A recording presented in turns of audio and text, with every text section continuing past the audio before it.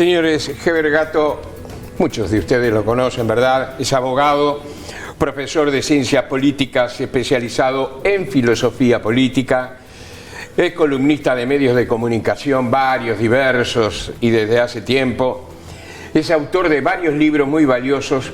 Uno de ellos, yo les diría, tomaría el atrevimiento de decir que es un libro imprescindible para radiografiar la historia reciente, la llamada historia reciente, que es El cielo por asalto. Es el libro que prefiero del doctor Heber Gato en una bibliografía realmente, como dije, muy valiosa. ¿Qué tal, Heber? ¿Qué tal, Jorge? ¿Cómo estás? ¿Bien? Muy bien, muy bien. Un placer estar aquí. Igualmente de nosotros de recibirte. Bueno, esta semana decíamos, se fue un protagonista importante del siglo XX, ¿verdad? Sin ninguna duda, sin ninguna duda. Un hombre que significó muchas cosas y que duda. Por un lado tiene sus costados luminosos y para otros tienen sus costados oscuros. Como casi todos los grandes hombres, ¿no? Puede ser, no claro. hay ninguno que tenga una iluminación perfecta. Siempre hay un rinconcito queda sin luz. Exactamente. Y el caso de Gorbachov es ese, ¿no? Ahora, tú lo decías, sin duda fue una figura central en el siglo XX. El siglo XX tiene unas cuantas figuras relevantes, ¿no? Empezando justamente por Lenin, un poco la antítesis de Gorbachov, que en 1917 protagonizó ese fenómeno tan esperado, tan esperanzador para muchos, que fue la Revolución Rusa y la implantación del régimen comunista en Rusia primero y en el resto de los países aledaños posteriormente. Junto a Lenin podemos citar a muchísimos. Roosevelt por un lado, en Inglaterra podemos citar a Churchill como los grandes triunfadores de la Segunda Guerra Mundial. Podemos citar entonces a Gorbachov, podemos citar a todos aquellos que tuvieron protagonismo en un siglo que yo he caracterizado como el siglo de las ideologías, porque fue una centuria donde las doctrinas, las grandes doctrinas, tuvieron un especial predicamento.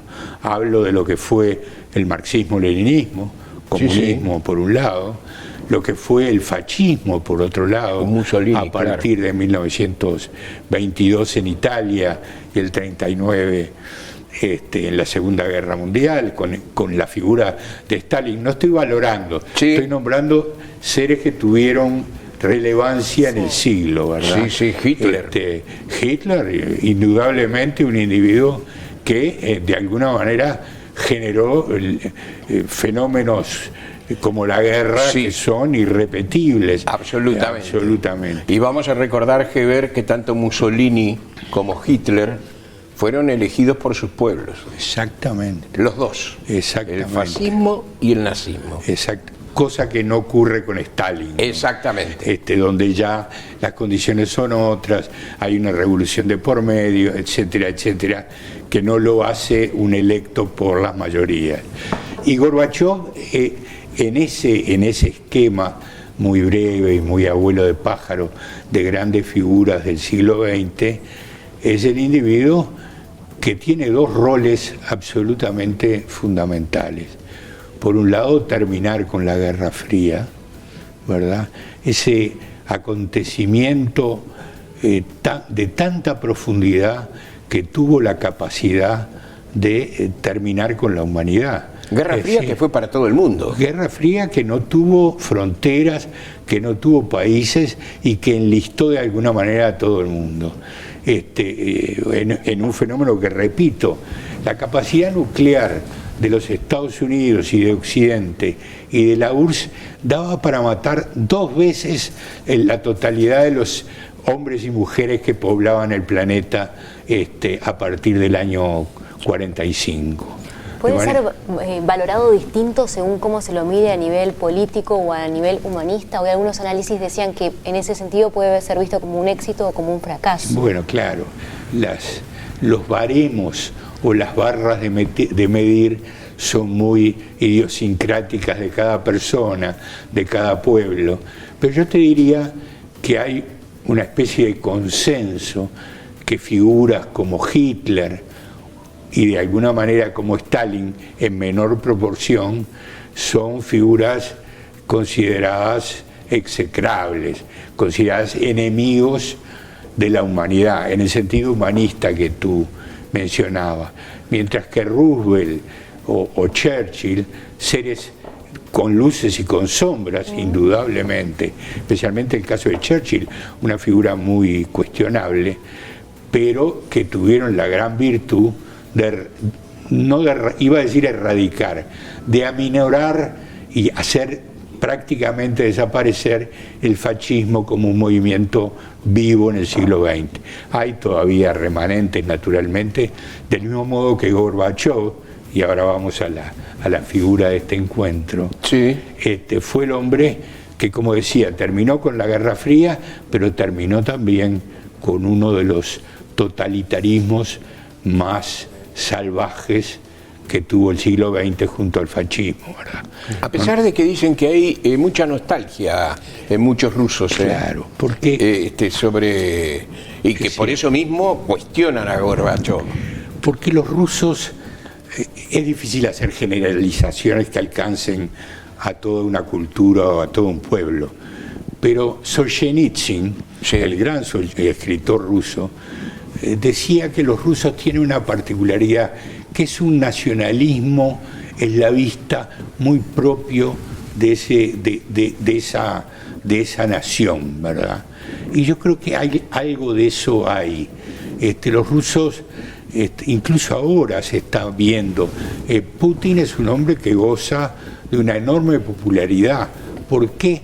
Porque está de alguna manera pretendiendo volver a las glorias de la Rusia zarista, la Rusia de Pedro el Grande o de Catalina la Grande también, es decir, aquellos momentos donde Rusia brilló en el mundo. Y Gorbachov, si bien terminó con una siniestra dictadura, acabo de repasar para venir aquí un libro que se llama El Libro Negro del Comunismo. Ah, claro. Que es tapas negras de... Exactamente. Sí. Un hito del siglo XX.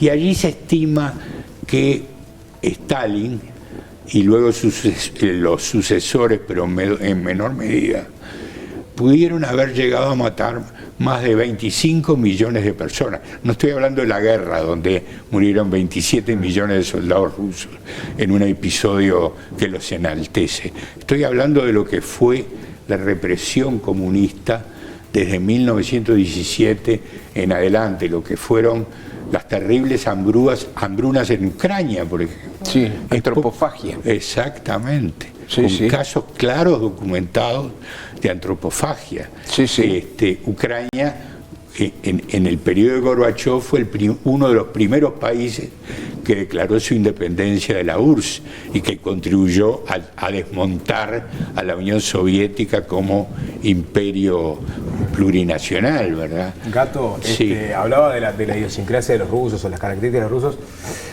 Gorbachov se lo conoció mucho por su política de transparentar, digamos, los procesos, la Glasnost famosa, y también la perestroika, ¿no? Que era una reestructuración política y económica, ¿no? De alguna forma decía, bueno, Rusia, la Unión Soviética eventualmente podía ir hacia una economía de mercado muy centralizada, obviamente, pero abriendo lentamente, como sucedió con China, ¿no? Después, ¿no? Pero a diferencia de China, Rusia no pudo hacer esa transición. Esa era la esperanza de Gorbachov. ¿Y por qué unos pudieron y otros no? ¿Por qué? Bueno, porque hablando de idiosincrasia, ¿no? Los por qué en la historia son complicados de responder. Yo lo que tengo claro, y en general diría la historiografía soviética se inclina a pensar, es que Gorbachov no quiso este final abrupto en modo alguno. Gorbachov fue un marxista-leninista. Claro, no fue un secretario general del Partido Comunista. Exactamente, que además ingresó a la juventud comunista muy tempranamente, siendo muy joven, y siempre, aún después de su deposición, siguió sosteniendo que él era marxista y que admiraba a Lenin, que él hubiera querido conducir a la Unión Soviética por otros derroteros mucho más transicionales y que su gran esfuerzo se vio detenido porque, bueno, porque tuvo circunstancias adversas, quizá porque el pueblo soviético, y ahora vengo a esto del nacionalismo que había quedado un poco en el medio, sintieron que de ser una de la gran potencia del mundo, una de las dos grandes potencias, se transformó en un país de segunda. Claro. Hay muchos documentos que señalan eso. Los turistas rusos, yo los llegué a ver en Checoslovaquia, con una grandeza, con una sensación. Uno puede equivocarse en estas apreciaciones, pero lo que te daba era la sensación de que eran los dueños, ¿no? De que eran los dueños. Claro, ellos en Checoslovaquia tuvieron capítulos muy negros en el año 68. Sí. Yo los vi mucho después de eso, en el año 72. Lo tuvieron en Hungría también. Lo tuvieron en Hungría, Polonia. En Polonia, claro. En Alemania en el año 53. Es decir, la represión de los países periféricos de la URSS comenzó en el 53 en Alemania, siguió en el 56 en la Hungría de Dubček, siguió luego con la Checoslovaquia del 60, perdón, Dubček era checo. El checo, exactamente. Imre Nagy, exactamente. El húngaro. Y terminó con los sucesos polacos de solidaridad que en definitiva terminaron con la Unión Soviética como potencia imperial. Les Walesa. Les Walesa, solidaridad. El catolicismo. El Papa Botila. Sí. El catolicismo, bien dicho, porque sí, fue un factor importante en el rompimiento entre los polacos de los lazos que lo ataban con la Unión Soviética. Y Gorbachov en todo eso, yo diría que fue el gran disparador, ¿no? Es decir, es difícil evaluar cuál es el resultado de la acción de un hombre en la historia. Es decir, hay grandes protagonistas. Probablemente sin Napoleón no hubiera habido todas las guerras que hubo después de la Revolución Francesa. Pero quizá sin Gorbachov no se hubiera dado la perestroika y la glasnost.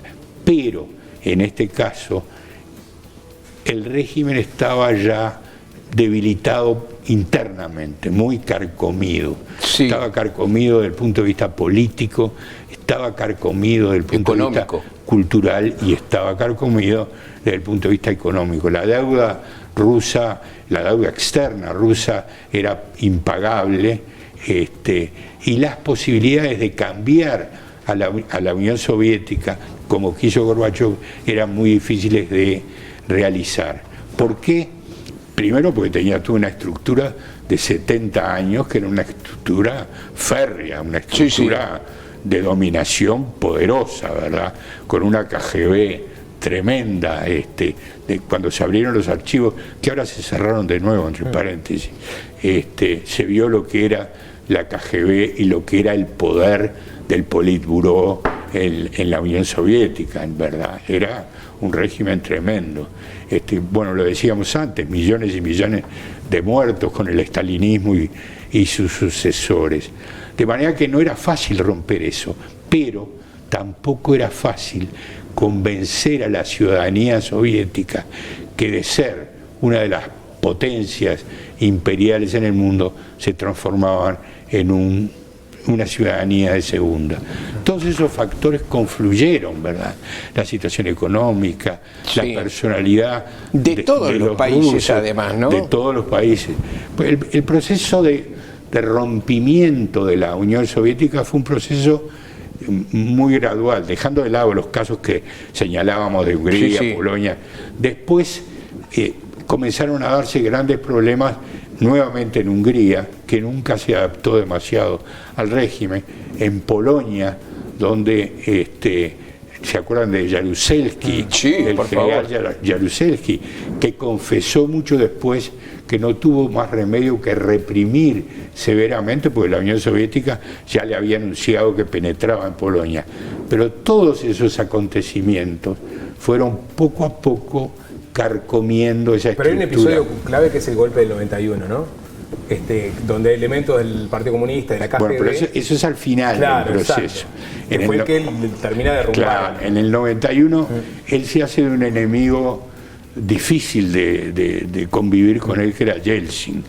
Yeltsin era un hombre que tenía una enorme popularidad en Rusia, mientras que Gorbachov era el presidente de la Unión Soviética. Claro. Y el conflicto entre ambos, primero Gorbachov logró eliminarlo del partido, luego volvió a través de elecciones Yeltsin y terminó por ganarle la partida, digamos así. Pero lo que me parece importante señalar es, por un lado, lo que era la personalidad de Gorbachov para animarse a enfrentarse a esas estructuras férreas. Quería libertad. Él quería libertad, claridad.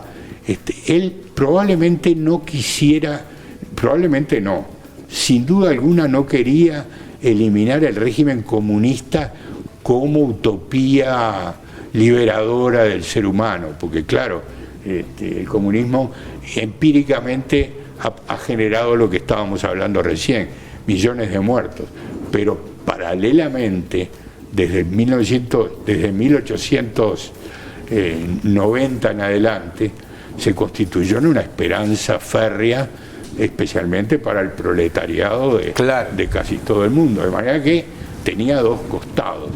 Y Gorbachov estaba afiliado a esa utopía. Creía que había que cambiar, que la URSS había seguido un derrotero equivocado, que había generado una gran represión, pero que era posible, mediante reformas paulatinas, otorgar libertad al pueblo, la glasnost, la liberación de los grandes escritores, se permitió poco a poco la aparición de obras que hasta Solzhenitsyn, por ejemplo, que escribió sobre el Gulag. Exactamente. Y un día en la vida de Adrián Denisov. Exactamente. Se editó un disco de Paul McCartney en el 87 de rock and roll. La rehabilitación paulatina de figuras que habían sido eliminadas por Stalin en los años 30, Bukharin, que había sido un dirigente digamos de la parte más liberal del comunismo en los años 30, fue rehabilitado, que fue eliminado por Stalin en las purgas del 37, fue rehabilitado. Él pensó que caminando paso a paso podía lograr hacer coincidir un régimen democrático mucho más liberal, no totalmente liberal, no.